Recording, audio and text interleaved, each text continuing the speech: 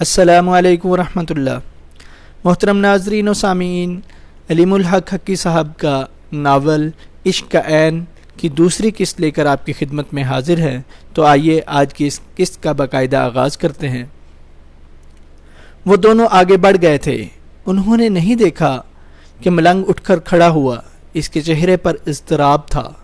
اس نے آسمان کی طرف چہرہ اٹھایا اور مضطربانہ لہجے میں بڑبڑایا، پھر میں کیا کروں؟ تو جان، تیرے کام میں کون دخل دے سکتا ہے؟ پھر وہ پرسکون ہو کر بیٹھ گیا۔ الہی بخش باپ کا دیا ہوا سبق دہراتا رہا۔ پیر بخش سنتا اور خوش ہو کر اسے دعا دیتا، اللہ تجھے علم سے نوازے، خوش رہ پتر۔ ایک دن الہی بخش نے کہا، ابا آگے بھی پڑھاؤ نا، کتنے دن ہو گئے یہی پڑھتے، روز یہی سنتے ہو۔ یہ تو ساری حیاتی پڑھنا ہے پتر، پیر بخش نے جواب دیا۔ بولا تھا نا یہی پہلا سبق ہے اور یہی آخری، اسے کبھی نہیں بھولنا۔ نہیں بھولوں گا ابا، پر کل سے تو اسکول جائے گا نا پتر۔ پیر بخش نے اس کی بات کاٹ دی، آگے وہ پڑھا دیں گے، پر میں کہتا ہوں آگے کچھ ہے ہی نہیں۔ سو الہی بخش اسکول چلا گیا۔ وہاں اسے ماسٹر جی ملے۔ یہ تو اس نے بعد میں جانا کہ ابا عشق کے معلم تھے اور ماسٹر جی علم کے۔ ماسٹر جی نے بچوں کو قاعدہ کھولنے کا حکم دیا اور کہا، بولو الف۔ الہی بخش تیزی سے کھڑا ہوا۔ میں بتاؤں ماسٹر جی؟ بتاؤ، ماسٹر جی نے شفقت سے کہا۔ الف سے اللہ۔ بالکل ٹھیک، ماسٹر جی بولے۔ لیکن ماسٹر جی کتاب میں تو انار بنا ہے، ایک بچے نے اعتراض کیا۔ ہاں، اس لیے کہ اللہ کو کسی نے نہیں دیکھا، ماسٹر جی نے نہایت سکون سے کہا۔ الف سے آم بھی ہوتا ہے، انار بھی اور انگور بھی، لیکن سب سے پہلے اللہ ہے۔ پڑھو الف سے اللہ۔ وہ بچہ ضدی تھا، بولا میں تو کتاب ہی سے پڑھوں گا ماسٹر جی۔ تو پڑھ لے بیٹے، یہ تو اپنا نصیب ہے۔ ہاں بچوں پڑھو الف سے اللہ، الف سے انار۔ اسکول کا سلسلہ چلتا رہا۔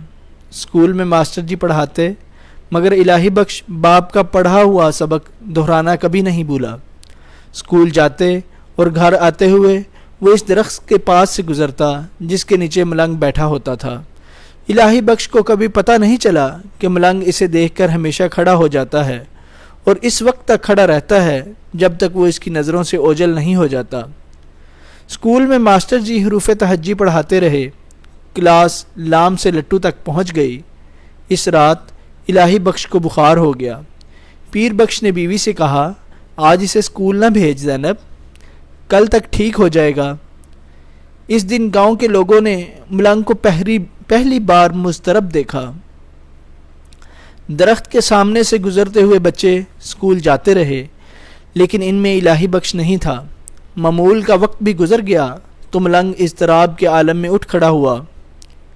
کیا بات ہے سرکار آئے نہیں؟ اس نے سرگوشی میں خود کلامی کی، پھر خود ہی جواب دیا، آ جائیں گے آ جائیں گے۔ سورج نصف النہار پر آ گیا۔ بچے اسکول سے واپس آنے لگے۔ ملنگ اسی طرح کھڑا تھا۔ وہ پہلا موقع تھا کہ لوگوں نے اسے کھڑا دیکھا۔ وہ بڑبڑا بھی رہا تھا، لیکن آواز اتنی دھیمی تھی کہ کچھ سنائی نہیں دیتا تھا۔ شام ہوئی، سورج ڈھلا، رات ہو گئی، مگر ملنگ اسی طرح سینے پر ہاتھ باندھے کھڑا رہا۔ دیکھنے والوں نے بس یہیں تک دیکھا۔ یہ کسی کو معلوم نہیں ہوا کہ ملنگ نے پوری رات اسی طرح گزاری ہے۔ صبح کے وقت الہی بخش کے جانے کے بعد وہ اپنی جگہ بیٹھ گیا۔ اب وہ پرسکون تھا۔ اسکول میں ماسٹر جی نے الہی بخش سے پوچھا، کل تم اسکول کیوں نہیں آئے؟ مجھے بخار تھا ماسٹر جی، الہی بخش نے جواب دیا۔ اماں نے روک لیا۔ خیر ہے، میں تمہیں پہلے کل کا سبق پڑھا دوں۔ وہ تو میں گھر پڑھ چکا ہوں ماسٹر جی، الہی بخش نے کہا۔ تو سناؤ۔ الہی بخش نے دونوں ہاتھ سینے پر باندھے اور بے حد خشوع و خضوع سے باپ کا پڑھایا ہوا سبق دہرایا۔ میم سے حضور پاک، صلی اللہ علیہ وسلم۔ ماسٹر جی حیران رہ گئے، مگر پوری کلاس ہنسنے لگی۔ الہی بخش حیرت اور پریشانی سے چاروں طرف دیکھتا رہا۔ اس کی سمجھ میں نہیں آ رہا تھا کہ ہنسنے کی کیا بات ہے۔ ایک لڑکے نے الہی بخش سے کہا، بڑا قابل بنتا ہے پر ہے جاہل۔ میم سے حضور پاک نہیں ہوتا، مور ہوتا ہے پاگل۔ دوسرے نے کہا۔ سب بچے ہنسے جا رہے تھے۔ الہی بخش بے بسی سے ادھر ادھر دیکھتا رہا۔ اس کی آنکھوں میں آنسو آ گئے۔ الف سے اللہ کی بات اور تھی، اس میم کے معاملے میں ماسٹر جی بھی چکرا گئے۔ چند لمحے تو وہ کچھ سمجھ ہی نہیں سکے، پھر کلاس کی ہنسی نے انہیں اور کنفیوز کر دیا۔ مگر بات سمجھ میں آئی تو ان کا چہرہ غصے سے سرخ ہو گیا۔ انہوں نے بلند آواز میں کہا، خاموش ہو جاؤ۔ کلاس میں سناٹا چھا گیا۔ الہی بخش تم چھٹی کے بعد میرے پاس آنا، انہوں نے الہی بخش سے کہا۔ پھر کلاس سے مخاطب ہوئے، پڑھو نون سے نارنگی، واو سے ورک۔ بچے بلند آواز میں دہرانے لگے، مگر الہی بخش بے آواز روئے جا رہا تھا۔ ہاف ٹائم میں بھی وہ اداس سا ایک طرف بیٹھا رہا۔ ایوب شاہ اور نواز شاہ اس کی طرف چلے آئے۔ ایوب شاہ نے استہزائیہ لہجے میں پوچھا، بخشو گھر میں کون پڑھاتا ہے تجھے؟ مگر الہی بخش سے پہلے نواز شاہ بول اٹھا، وہ یہ جھوٹ بولتا ہے ایوب شاہ، اسے کون پڑھائے گا؟ بس اسے ماسٹر جی سے زیادہ قابل بننے کا شوق ہے۔ میرا ابا پڑھاتا ہے مجھے۔ الہی بخش کے لہجے میں بے بسی تھی۔ وہ دونوں ہنسنے لگے۔ سن لیے نواز شاہ؟ ایوب شاہ نے اپنے ساتھی سے کہا۔ او بخشو جھوٹے، نواز شاہ بولا، تیرا ابا تو جاہل ہے، وہ کیا پڑھائے گا؟ الہی بخش کی برداشت جواب دینے لگی۔ اس نے جھک کر پتھر اٹھایا تو وہ دونوں بھاگ گئے۔ چھٹی کے بعد الہی بخش ماسٹر جی کے کمرے میں گیا۔ ماسٹر جی نے اسے بڑی محبت سے بٹھایا۔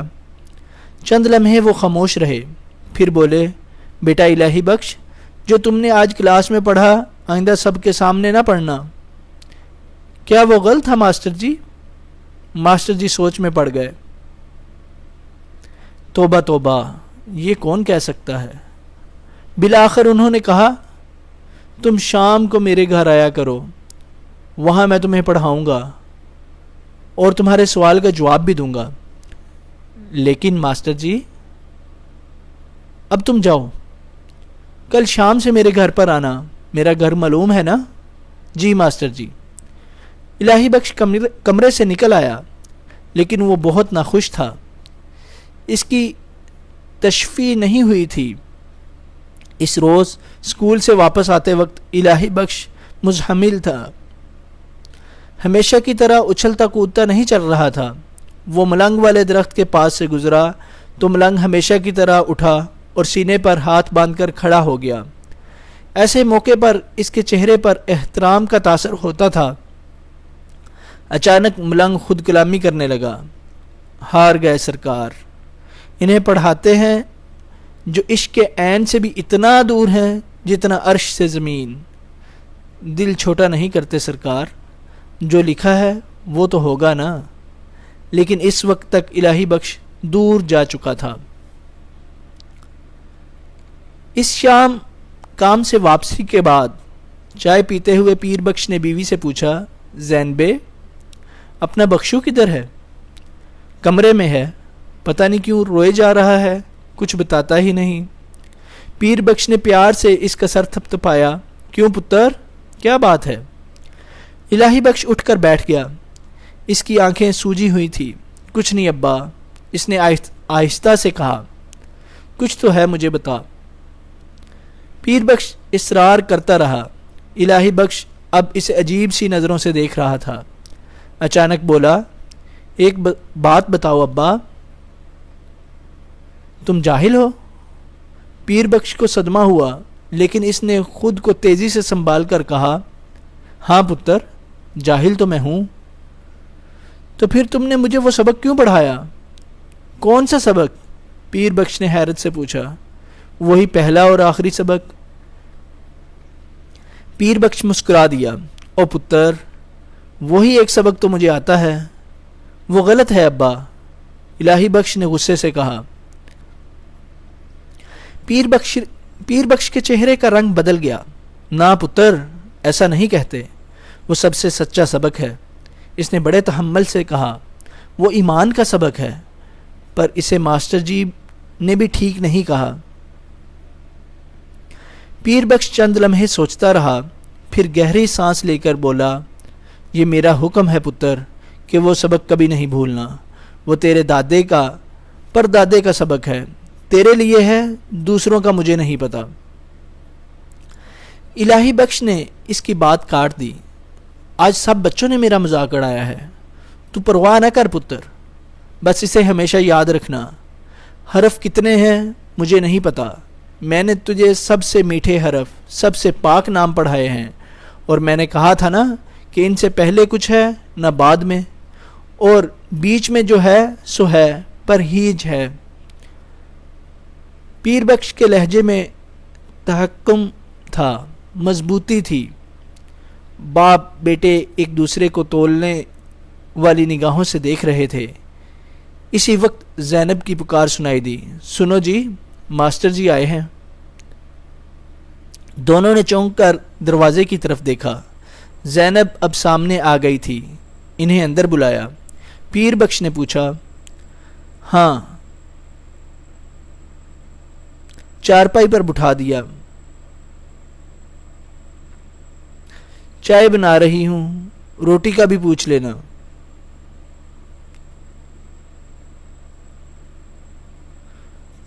تو لیٹ، میں ماسٹر جی سے بات کرتا ہوں، پیر بخش نے بیٹے سے کہا اور کمرے سے نکل آیا۔ ماسٹر جی پیر بخش کو دیکھ کر کھڑے ہونے لگے۔ پیر بخش نے جپٹ کر انہیں بٹھا دیا۔ کیوں گناہگار کرتے ہیں ماسٹر جی؟ اور آپ نے تکلیف کیوں کی؟ حکم کیا ہوتا میں آپ ہی حاضر ہو جاتا۔ نا پیر بخش، بات یہ ہے، غلطی میری ہے ماسٹر جی، پیر بخش نے جلدی سے کہا۔ میں نے اسے پڑھایا تھا۔ غلطی کیسی پیر بخش؟ تم نے تو اسے وہ پڑھایا جو پڑھانا چاہیے۔ پیر بخش نے حیرت سے انہیں دیکھا۔ آپ بخشے کی شکایت لے کر نہیں آئے؟ نہیں بھائی، میں تو یہ کہنے آیا ہوں کہ الہی بخش کو ہر شام میرے گھر بھیج دیا کرو، بڑا ہونہار بچہ ہے، تم اس کی تعلیم مجھ پر چھوڑ دو، میں سمجھ گیا ہوں تم کیا چاہتے ہو۔ پیر بخش کا حوصلہ بڑھا۔ میں نہیں چاہتا ماسٹر جی کہ وہ بیچ کے حرفوں میں الجھے۔ تم بے فکر ہو جاؤ پیر بخش۔ اگلے روز سے الہی بخش ماسٹر جی کے گھر پڑھنے لگا۔ ان کا گھر اسے بہت اچھا لگا، خاص کر ماسٹر جی کا کمرہ۔ وہاں الماری میں بہت ساری کتابیں تھیں۔ ماسٹر جی کی بیوی کو وہ خالہ کہتا تھا، وہ بھی اس پر بڑی شفقت کرتی تھی۔ الہی بخش کو معلوم نہیں تھا کہ یہ بھی ایک کبھی نہ ٹوٹنے والا تعلق ہے۔ الہی بخش ہمیشہ ماسٹر جی سے اصرار کرتا کہ اسے سبق کے بارے میں بتائیں، مگر وہ اسے ٹال دیتے۔ وقت آنے پر سب کچھ سمجھاؤں گا، وہ کہتے۔ پر ماسٹر جی یہ تو بتا دیں کہ ابا ٹھیک ہے یا غلط، وہ اصرار کرتا۔ تمہارا ابا ٹھیک کہتا ہے، پر اس نے تمہیں وہ بات سمجھائی ہے جو ابھی تمہاری سمجھ میں نہیں آئے گی۔ اتنا آسان ہوتا تو میں سب بچوں کو نہ سمجھا دیتا۔ وقت آنے دو۔ اور جب الہی بخش 7 سال کا ہوا تو وہ وقت آ گیا۔ اس شام ماسٹر جی نے اسے وضو کرنا سکھایا۔ پھر انہوں نے اسے ادب سے دوزانو بٹھایا اور بولے، اب میں تمہیں تمہارے ابا کا سبق پڑھاتا ہوں، تمہاری سمجھ میں خود آ جائے گا کہ وہ درست ہے۔ الہی بخش کا دل زور زور سے دھڑکنے لگا، بھید کھلنے ہی والا تھا۔ بولو الہی بخش، میم سے محمد صلی اللہ علیہ وسلم۔ الہی بخش کو یوں لگا جیسے اس کا سینہ، اس کا دماغ روشن ہو گیا ہے۔ بات یک لخت سمجھ میں آ گئی، مگر پھر ایک اعتراض نے سر ابھارا۔ ابا نے یہ پڑھایا ہوتا تو لڑکے میرا مذاق نہ اڑاتے، اس کے لہجے میں شکایت تھی۔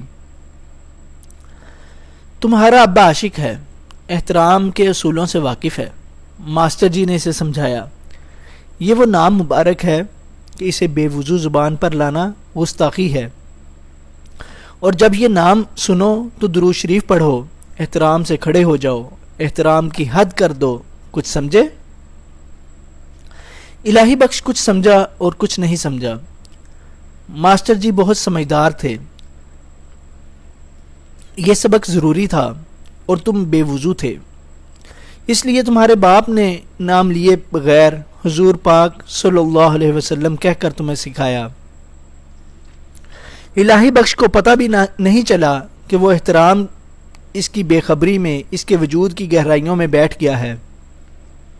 ہاں، اس کی سمجھ میں یہ ضرور آ گیا کہ باپ اور ماسٹر جی اس کی تعلیم کے دو ضلع ہیں۔ باپ جو کچھ تھوپتا ہے، ماسٹر جی اسے آسان کر کے سمجھاتے ہیں، وہ ترجمان ہیں۔ اس وقت الہی بخش کو معلوم نہیں تھا کہ تعلیم عشق کا ایک تیسرا ضلع بھی موجود ہے۔ پیر بخش کو فرمان شاہ نے کہا تھا کہ آ کر ان کی بھینس کے لیے چارہ کاٹ دے۔ اس شام پیر بخش ان کے ہاں کترا کرنے چلا گیا۔ وہاں بانڈی کے باہر لوگ جمع تھے، وہ صالح محمد کے متعلق باتیں کر رہے تھے۔ 2 دن پہلے اس کے مکان کی چھت گر گئی تھی۔ پیر بخش سر جھکائے کترا کر رہا تھا۔ دینو نے کہا، یہ سب ملنگ کی وجہ سے ہوا ہے۔ وہ کیسے؟ کسی نے پوچھا۔ صالح محمد نے ملنگ سے کہا تھا، سردی آ رہی ہے بابا، اس کی فکر بھی کر لے۔ تو ملنگ بولا، تو اپنے گھر کی فکر کر، مرمت کرا لے۔ اور اسی رات صالح محمد کی چھت گر گئی۔ مجذوبوں سے الجھنا ہی نہیں چاہیے، فرمان شاہ بولے، ان کے منہ سے نکلی بات ٹلتی نہیں۔ باجی، وہ تو اللہ نے کرم کیا، سب بچ گئے، سب اللہ کے بید ہیں۔ صالح محمد کو اس سے کہنا ہی نہیں چاہیے تھا۔ سب کو معلوم ہے کہ ملنگ نے اس پیڑ کے نیچے 7 سردیاں اور بارشیں گزاری ہیں۔ وہ تو اللہ لوگ ہے، اسے کیا پرواہ موسم کی۔ اور کیا؟ خیر دین بولا، اب یہی دیکھیں کہ کسی کو معلوم نہیں کہ وہ کھاتا کیا ہے اور کھانا کہاں سے ملتا ہے اسے۔ یہی دیکھو نا باجی، برسوں سے وہیں بیٹھا ہے، مختار نے کہا، ہلتا بھی نہیں۔ ایسے تو آدمی کا جسم ہی بیکار ہو جائے، چلنے پھرنے کے قابل بھی نہ رہے۔ ایک بات بتاؤں باجی، دینو نے کہا، یہ اپنے پیر بخش کا پتر ہے نا الہی بخش؟ اس پر پیر بخش کے کان کھڑے ہوئے، مگر وہ پہیہ گھماتا رہا۔ کیا ہوا اسے؟ فرمان شاہ نے پیر بخش کو کنکھیوں سے دیکھتے ہوئے پوچھا۔ وہ جب بھی درخت کے پاس سے گزرتا ہے، ملنگ کھڑا ہو کر سینے پر ہاتھ باندھ لیتا ہے، اور جب تک الہی بخش دور نہ چلا جائے ایسے ہی کھڑا رہتا ہے، دینو نے بتایا۔ او یارا، اتفاق ہوگا، فرمان شاہ نے کہا۔ نہیں باجی، میں نے بہت دفعہ دیکھا ہے۔ چھوڑو اس بات کو، فرمان شاہ نے ناگواری سے کہا۔ موضوع بدل گیا، ادھر ادھر کی باتیں ہونے لگی۔ کترا کرتے ہوئے پیر بخش نے چند لمحے اس پر غور کیا، پھر فضول جان کر اس خیال کو ذہن سے جھٹک دیا۔ ملنگ نے پہلی بار الہی بخش سے براہ راست رابطہ کیا تو اس وقت الہی بخش 12 سال کا تھا۔ ایوب شاہ اور نواز شاہ کو الہی بخش سے ابتدا ہی سے بیر تھا، اللہ واسطے کا بیر۔ اس روز الہی بخش اسکول سے واپس آ رہا تھا۔ ایوب شاہ اور نواز شاہ اس کے پیچھے پیچھے تھے۔ ان کے ہاتھوں میں درختوں سے ٹوٹی ہوئی ٹہنیاں تھیں اور وہ سازشی انداز میں ایک دوسرے سے سرگوشیاں کر رہے تھے۔ الہی بخش ملنگ والے درخت کے پاس سے گزرا۔ ملنگ ہمیشہ کی طرح اپنے مخصوص انداز میں سینے پر ہاتھ باندھ کر کھڑا ہو گیا۔ اسی وقت ایوب شاہ اور نواز شاہ پیچھے سے دوڑتے ہوئے آئے اور الہی بخش کو سوٹی مارتے ہوئے تیزی سے آگے نکل لیے۔ الہی بخش کا چہرہ غصے سے تمتما اٹھا۔ اس نے ادھر ادھر دیکھا اور جپٹ کر ایک پتھر اٹھا لیا۔ اس نے انہیں مارنے کے لیے پتھر والا ہاتھ اٹھایا ہی تھا کہ کانوں میں باپ کی آواز کی بازگشت ابری، نا پتر، پھینک دے۔ لہجے میں تحکم تھا۔ الہی بخش زور لگاتا رہا لیکن اس کا پتھر والا ہاتھ جیسے پتھر کا بن گیا۔ وہ دانتوں سے ہونٹ چبانے لگا۔ بے بسی اور جنجلاہٹ سے اس کی آنکھوں میں آنسو آ گئے۔ وہ اسی طرح بے بس کھڑا رہا، اور جب ایوب اور نواز شاہ دور نکل گئے تو اس کا ہاتھ آزاد ہوا، مگر وہ اب بھی غضبناک ہو رہا تھا۔ اس نے قریب کی کچی دیوار پر پتھر مارا اور اچھی خاصی مٹی جھڑ گئی۔ اسی وقت کسی نے بے حد حلیمی سے اسے پکارا، غصہ نہ کریں سرکار۔ اس نے چونک کر دیکھا، ملنگ ہاتھ باندھے نظریں جھکائے کھڑا تھا۔ الہی بخش کو یقین ہی نہیں آیا کہ ملنگ نے اسے پکارا ہے۔ وہ تو کسی سے بولتا ہی نہیں تھا، مگر اسی لمحے ملنگ کے ہونٹ پھر ہلے۔ آئیں سرکار، کبھی غریب خانے پر بھی عنایت کر دیں، میرے پاس بیٹھے نہ پل دو پل۔ الہی بخش سحر زدہ سا اس کی طرف بڑھ گیا۔ ملنگ نے اس کا ہاتھ چوما اور بولا، تشریف رکھیں سرکار، غصہ نہ کیا کریں۔ الہی بخش کی آنکھوں میں آنسو آ گئے۔ یہ دونوں بہت ستاتے ہیں مجھے، راستہ کھوٹا کرنے کی کوشش کرتے ہیں سرکار جی، پر نہیں کر سکیں گے۔ تم تو کسی سے بات نہیں کرتے بابا جی۔ الہی بخش کو اچانک خیال آیا، سرکار آپ کی بات اور ہے۔ اب الہی بخش کو احساس ہو گیا کہ یہ کیا ہو رہا ہے۔ اس نے غصے سے کہا، مذاق اڑاتے ہو میرا؟ یہ کیسی بات کر رہے ہو تم مجھ سے؟ ملنگ اپنے رخسار پیٹنے لگا، توبہ سرکار، میری مجال ہے؟ تو پھر یہ سرکار